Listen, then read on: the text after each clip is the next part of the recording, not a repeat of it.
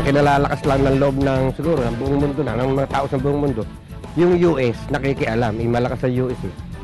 Pwedeng hindi pa niya mapinsala ng gusto ang buong mundo sa kung sila magsisimula ng gera. Siguro mga aring ano lang yun, parang nananakot, ganyan.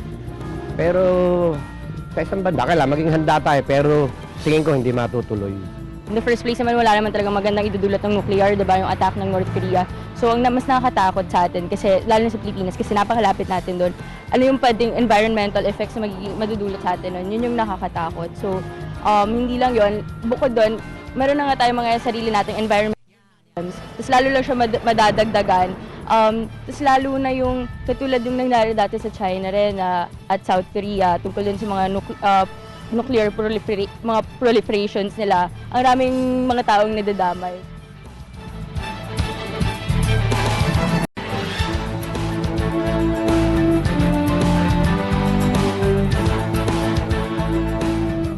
Welcome back. You're watching PTV Special Forum. Pinag-uusapan po natin ang problema sa North and South Korea. Kanina, Mark, narinig natin yung isa sa opinyon ng ating mga kababayan, si Manong, no? Sinabi niya na panatag sila dahil yun nandun daw ang US. US is stepping in and it can help daw. Ano nga ba ang maaaring gawin ng US? Ano maaaring role nito sa conflict sa pagitan ng North and South Korea? Pwede mapigilan ang isang digmaan. Tanungin natin si Asek Hernandez.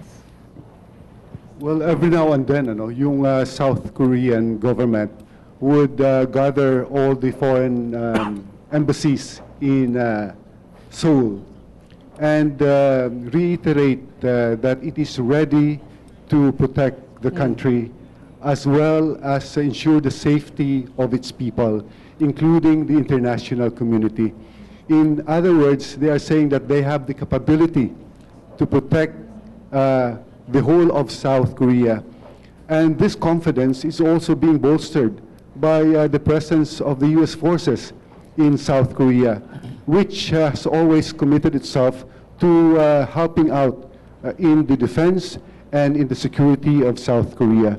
So that's why what is important really for now is that we are able to monitor these situations in the North and South Korea, in the Korean Peninsula, and make a very in-depth analysis and assessment of the situation there, and also a solid intelligence of what is happening there, whether an imminent attack or a threat is possible or is brewing before we finally act. But as of now, everything is normal, and the Korean government saying that business as usual, do not worry, we are ready to protect the country. Ang Amerika, Kathy, ay alay ng South Korea. Ang alay naman ng North Korea during the first, yung Korean War, ay yung China nga at yung Soviet Union. Professor Biyernes, sa tingin niyo po ba, base sa inyong mga nababasa, interesado pa rin po ba ang Russia o ang China na idepensa o tulungan ang North Korea? Between the two countries kasi, kahit pa nung katatapos lang nung World War II, ang mas interesado talaga is ang China. Kasi ang North Korea noon, para sa kanila, ay kinukonsider nila na buffer state. No? Harang siya laban sa mga kalaban ng China, which is the US and Japan. So, nung Cold War, andun ang mini-maintain nila yung North Korea. Sila ang tumutustos sa North Korea, especially after na magkaroon ng economic embargo ang US sa North Korea. So sila ang tumutustos dyan. At ang reasoning behind sa pagtustos nila sa may North Korea is the fact na pag bumagsak ang North Korea, magkakaroon ng launching pad ang United States papunta sa China. Kaso, that was a Cold War mentality. Panahon ng Cold War yan. Tapos na yung Cold War. So, hindi na ganun yung calculus. Ang calculus na ngayon dyan is that mini-maintain pa rin lang ng China ang North Korea kasi pag iniwan ng China ang North Korea, baka magpanic ang North Korea and they will start launching those nuclear weapons. Into China. Hindi. Not to China, but sa mga kaaway. Kasi ayaw ng China yon eh. Kasi katulad ng sinabi ni Secretary Hernandez, pag umatake ang North Korea, damay-damay lahat eh.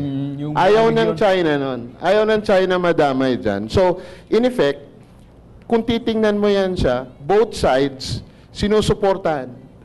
Weird pakinggan ito na sinusuporta ng South Korea and North Korea. Pero totoo yun. Both sides sumusuporta sa North Korea para hindi mabaliw to a certain extent ang North Korea and they start attacking. Kasi pag nag-atake sila, gulo doon sa buong region.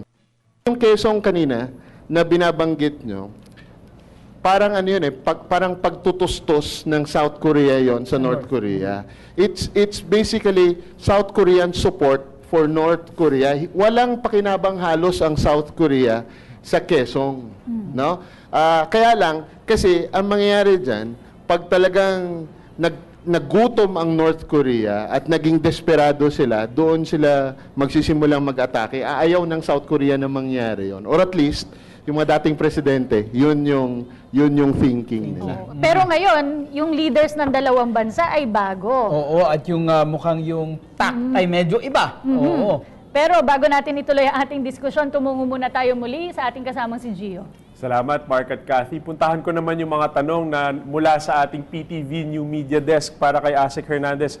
Sir, ano po ba talaga yung estado ng relasyon ng Pilipinas at ng North Korea? Mayroon po tayo diplomatic relations, with North Korea, and this was established just very recently. Sa ngayon, yung ating relasyon ay nakasentro doon sa cultural relations, Mayroon tayo mga cultural activities with North Korea, and hopefully with the cultural initiatives, lumago itong ating pagkipag-ugnayan with North Korea and will later on bear fruit in the economic field and also in the political field. But sa ngayon, importante na ma-resolve itong conflict, with North Korea, and that North Korea should abide by the UN resolutions of not anymore testing nuclear weapons and also launching missiles, ballistic missiles. And but the whole international community is willing to help in the development of North Korea, including the Philippines. Sir, may katanungan din po dito online. Ano po ba yung updates mula doon sa visit ni Secretary Del Rosario? Well, remember last weekend, pupunta sana si Secretary Del Rosario sa South Korea para tingnan yung ating implementation or preparation for the contingency plan. Pero hindi po ito natuloy kasi kailangan pa natin kumpletohin yung mga detalye ng information tungkol doon sa Korean Peninsula. But it is just a postponement. Hopefully, he will be able to go there again in a short while para asikasuhin yung preparation. At yan naman palagi ang ginagawa niya eh. When there is, for example, in Libya, he goes to Libya. In Syria, he went to Syria. In Japan, when there was the Fukushima nuclear problem, he was also there. So, mayroon tayo very proactive Secretary of Foreign Affairs. And we're happy that is able to help out in these preparations. Sir, before I go to the students na magtatanong, may isa pa tayong online question.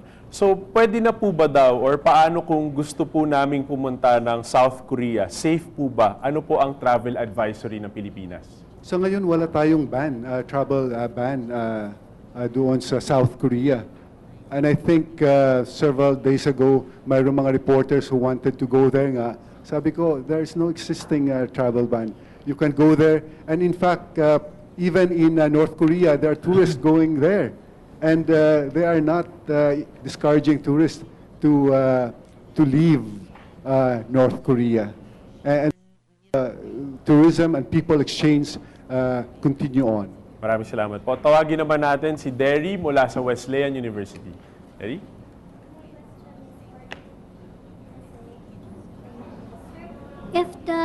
If the war will arise, what will be the possibility or possible effect of it with the economic status of the Philippines?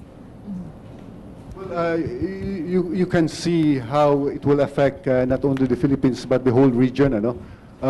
In fact, when the provocations were increasing, even yung mga stocks in the region came down.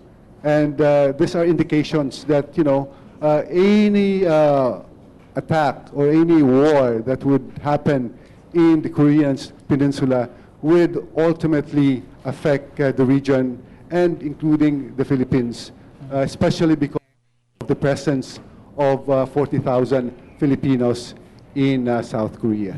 Maraming salamat. Bago ko ibalik kay Mark at kay Cathy, tawagin ko naman si Mark Ren mula sa University of the Philippines. Mark? I have a question for Attorney Atienza. Attorney, bakit wala pang treaties na nag-govern tungkol sa paggamit ng nuclear weapons? Alam mo, mayroon naman tayong mga treaties at yan ay masusing binabantayan ng under yung Geneva Convention natin tsaka yung international humanitarian law na tinatawag. Kasi alam mo magmula nung matapos yung World War II, marami nang finormulate na resolutions ang United Nations, specifically yung kanilang Security Council. So dito, gumawa sila ng mga rules na kung ano man ang gawin ng isang bansa na makapag-start ng gyera o pakikipag-away sa isang bansa, maaari silang isanction. So dito, maliwanag na may mga na-violate, at least ang nabasa ko, 3 resolutions na ng United Nations Security Council ang hindi sinusunod ng North Korea kasi nga ayaw nilang i-recognize yung jurisdiction sa kanila ng United Nations Security Council.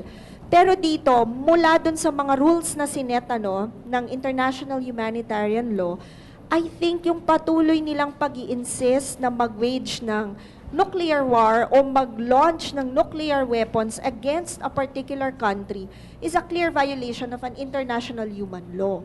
So kapag ito ay itinuloy nila, malamang ay maging issue ito sa United Nations Security Council. Attorney JJ, itong nabanggit mo ay kung itutuloy nila. But at this point, para walang mangyari na move o walang magawang move ang North Korea, can UN do something?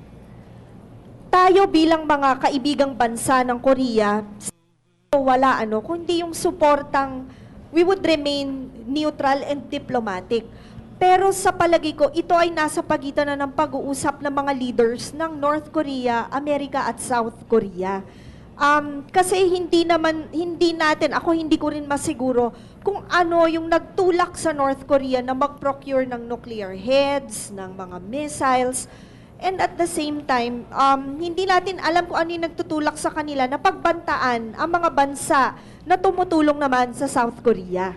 So siguro ang magagawa is isang madiplomatikong pamaraan at ang mga bansang nasa paligid nito, kagaya natin, wag naman nating sundutin o di naman kaya ay gatungan. Bagkus, let's view it as something diplomatic at hayaan natin na yung mga kinauukulan ang makipag-usap sa kanila. Ayan. Gusto kong tanungin si Bruce, Jong, dahil isa sa indicator na naghahanda yung isang bansa parang gera, kagaya ng, kasi yung Israel, Singapore and Korea, meron silang na yung kanilang mga citizens, lalo na lalaki, ay nagvo-volunteer or tinatawag for military service. Sa iyong mga naririnig, meron ka ba mga kaibigan, mga kamag-anak, na reserve forces na pinapatawag na para maghanda kung sakasakaling magkagera? Actually, I'm reserve army because You're reserve? I finished my military during 2008, and then reservation of army is I think 8 years after the finishing the training, but I didn't inform about anything about that. So hindi ka pinatawag o hindi pinatawag yung mga reserve? But if ever ipatawag ka, will you be willing? Of course, I love my country, and my country did many things to me, and then I'm Korean, that's why I have to go, I must go to Korea to save my country and my family and my friends. Kahanga-hanga yun, ano? Sana ganito rin ang mga ugali ng mga Pilipino. Tayo, inalis na natin yung ROTC. Wala na. At saka yung tayo, yung mga kababayan natin, ano, kung sakasakali, sana willing din tayong Tanong natin ipaglaban kay BJ. ang ating bansa. O BJ, ikaw ba kung sakasakali, wag naman po, pero willing ka ba na gawin yung katulad ng gagawin ni Bruce kung sakasakali? It's a different thing altogether kasi. Ako, I guess I'm speaking for the youth, di ba? This thing that's happening in Korea right now is but a remnant of the Cold War, like what the professor told us earlier, di ba? And for us, young people kasi, the Cold War ended in the 90s, which is right now, kung kailan lang kami pinanganak noon. So, with regards to this issue, it's not that relevant for us, somehow, because we were not born in that era of ideological warfare, mga ganong klaseng mga issues. It's a difficult thing. It's in South Korea, I believe, sa culture talaga respect your state, your country. For us, young people kasi, unfortunately, I feel that that kind of nationalistic tendencies are being lessened, reduced by the kind of culture that we have right now. In South Korea kasi, di ba, very militaristic because they are always under constant threat. Ganun yung mindset. So, they have to be prepared all Kaya the ba time. napakahilig nila sa peace sign, ganon? Probably. So, I guess sa atin kasi, we belong in a community of nations. We have this certain idea na we're protected by stronger states like the United States. So sa atin, we live normally, peacefully, without thinking of outside threats. But this time, napapaisip na rin eh.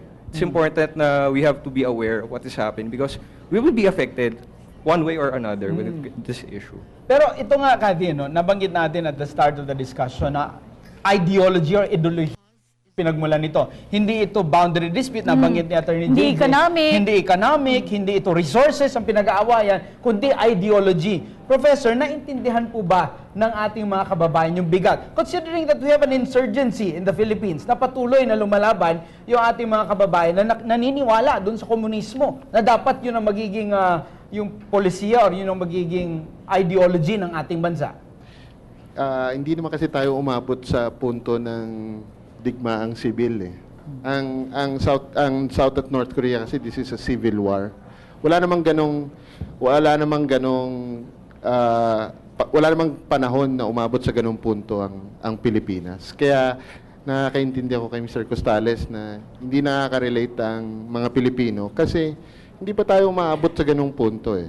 Pero in fairness naman sa mga Pilipino, noong mga panahon naman na dumating naman ang digmaan sa Pilipinas, hindi naman nagpatay ka mga Pilipino at naman, di ba? Sinelebrate natin kahapon. Kaya nga, yun nga yung susunod kong ipupunto. Kahapon nga, di ba? It's a celebration of Filipinos showing their willingness to sacrifice their lives for the sake of the country. Kaya lang kasi wala namang so far, wala namang ganong sitwasyon na tumatawag sa mga Pilipino na magsakripisyo eh. Pero tingin ko ako, kumpiyansa ako na pag dumating, wag naman sana, no? Pag dumating yung puntong yon, willing naman ang mga Pilipino na magsakripisyo. Kahit ako, willing ako. Okay. At kung sakasakaling mangyari, tanungin naman natin si Asek Hernandez, wag naman po sana, pero kung sakasakaling mangyari, ano po ang gagawin ng DFA sa ating mga kababayan na nandoon? Well, naghihintay tayo ng mga indications doon sa Korean Peninsula. At ang minomonitor natin yung movement of troops doon sa Korea. Meron po ba?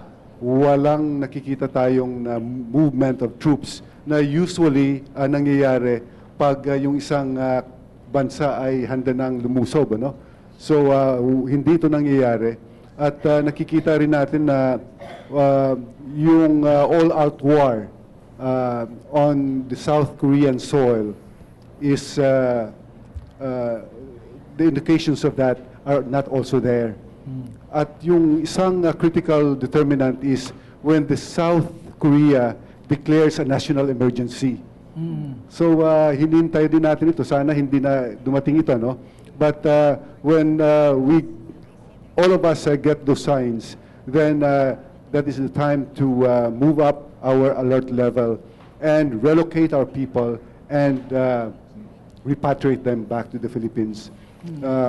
Handa yung ating embahada na gawin ito in coordination with the South Korean government, kasi yung South Korea has also their own contingency plan. They have about 25,000 evacuation sites, basements, mga tunnels, mga subways, lahat ito. Kung magkakagera, gagamitin lahat ito. And our view is, if it is a conventional war, it will be limited to the area of the border, and the movement of the people will be going to the southern part of South Korea. That's why yung ating evacuation sites are also in the southern part of South Korea. Yung Daegu, yung Gimhae, and also Busan, where we could bring back our people from those areas. Asek, as a follow-up, kasi kadalasan po ang nagiging problema po ng ating bansa when it comes to repatriation ay yung mga undocumented workers. Meron po ba tayo documented Filipino workers, and have they gotten in touch with our embassy there? Yes, we have undocumented workers in South Korea. Yung iba nakalimot na i-process yung kanilang mga visas o renew yung kanilang mga documents. But sa ating contingency plan, kasama po sila. Very good. Lahat ng mga Filipinos, nobody will be left behind, ang sabi pa nga. Buti kahit na yung makakalimutin. Kahit na yung makakalimutin. And we will have to repatriate everybody if it would come down to that. Kahit so far, napag-usapan natin maraming bagay, pero merong isang tanong na medyo hindi pa natin natatanong. Bakit kaya ginagawa ito ng North Korea? Ano ba yung naging umpisa? Gusto ko itanong kay Kasi Bruce. matagal na tahimik eh. Bruce, itong bagong presidente nila, bakit siya ganon? At bakit naghihirap na ba sila? Meron tayong nababasa sa Facebook na meron daw silang sobrang paghihirap na kumakain na daw. Hindi dapat kinakain. So, may nagsasabi rin, it's because he's young. Yes. He's very aggressive. Ano bang usap-usapan? Nagpapabilib. Actually, hindi ko alam kasi kung ugali niya. Pero according to mga journalist, tsaka mabasa ako sa mga news, manonood ng balita, kasi bago lang siya na nasa upuan, di ba, nasa president. And then, syempre, mga tao sa North Korea, hindi naman may tiwala talaga sa kanya talaga eh. And then, kaya yung president, gusto niya daw papakita ng I have power and I can control my military, something like that. And then, one reason na sa tingin namin mga Korean, kasi North Korea, they also before, dati pa yun, palagi naman pinatatakutan, tapos hingi sila ng kung anong kailangan nila, tapos pinapatakutan, tapos hingi naman anong kailangan nila. Kaya kahapon, yung Korea President Park Geun-hye said that there's no such thing like before. No treaty, and they will not support anymore about our government not afraid about treaty, and kahit natatakot sila, parang we don't care. Parang you refuse to be at their mercy. Yeah. Parang ganito yan, parang you want something, you do something too. Ganon. Isang kwan din, Cathy, interesting na nababasa din natin. Dahil daw doon sa estilo, dahil babae yung presidente ng South Korea, yung challenge sa diplomacy, sa tact, sa mga sinasabi, kaya gusto ko itanong doon sa ating ASEC na laging na-interview sa TV, na I'm sure laging nag-iingat sa kanyang tact at kanyang diplomasya. Gaano ka-critical, ASEC, yung pagbitaw ng salita na posibleng makasakit, posibleng magsimula ng gera? Yung mga government officials, especially yung mga highest officials of the land, should be very careful in whatever statement they would give or laid out to the public, because mahirap ito bawiin, and this could have repercussions doon sa relations between the North and South. So that's why when it comes to speculations, we leave it to the analysts Okay? Like for example, bakit ginagawa ito ng North. Korea? We would like to leave it to the analyst. To We Professor. don't want To Professor. speculate on that, yes. So ayaw mo sagutin yon. Yes, and